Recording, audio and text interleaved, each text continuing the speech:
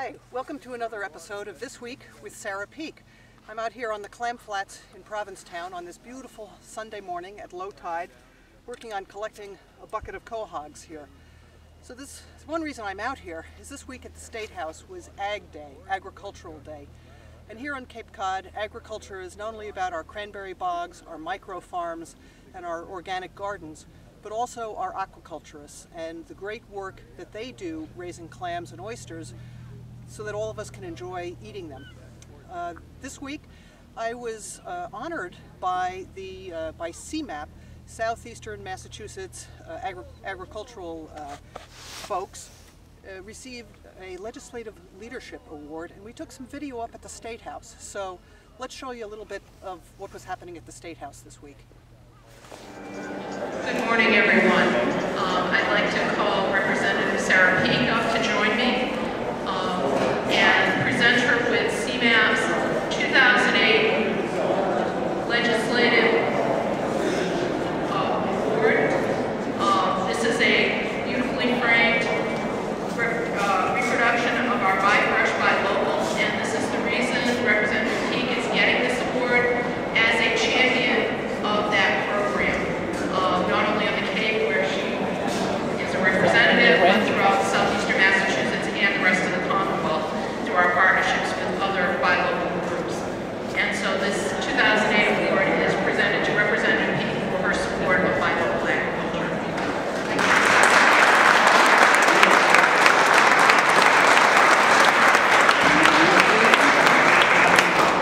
Well, this is going to look beautiful on my office wall. Thank you very much.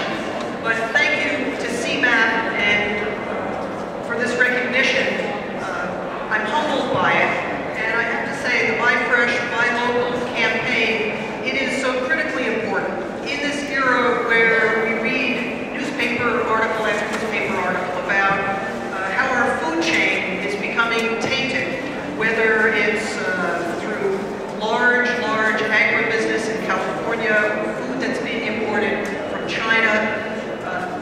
Being able to go to a local farmer's market and buy freshly picked, locally harvested, locally grown fruits, vegetables.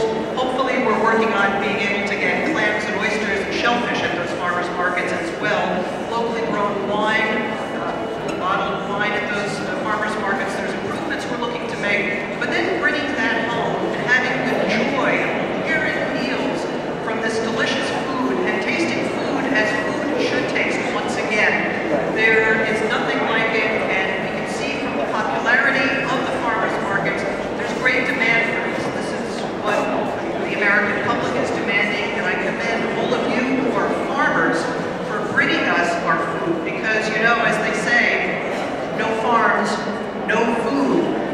And finally, just in closing, two people who aren't here, who passed away a number of years ago, my grandma and grandpa Peake, my father's parents. They lived in central New York in Delaware County, and in their retirement years, they bought a home on about 2 to 2.5 acres of land and planted a garden.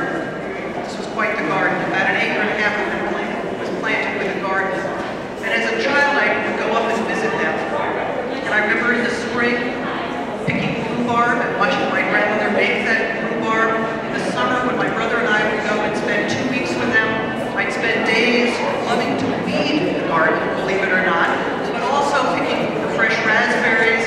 And to this day, I can close my eyes and picture my grandfather's sort of arthritically challenged hands digging into the soil and pulling potatoes out. And as a small child, it was like a miracle to me to see there's this earth with these green things growing on top and from out came potatoes. So I think it was really at Grandma and Grandpa's beautiful garden, their miniature farm in Little Franklin, New York, where I first got dirt under my fingernails and developed this passion that thankfully I'm able to carry forward today here in the state legislature. So once again, thank you for the award. I'm humbled by it, and I look forward to doing lots and lots of good things with you in the future. Thank you. This is better exercise than cross-country skiing, as you can see. It's about 45 degrees out here, and I'm peeling off layers of clothing. But what we do is we take our clam rake and we just hope we find a good spot. It's sort of like a divining rod. And then just dig along, and you hope to hear that clunk of a sound. And then, oh, here we go. Buried in the sand, a little treasure. This will be good on the half shell or maybe in a cataplana dish. Because if you love to cook, you love great exercise, and you love fresh seafood, it doesn't get better than this.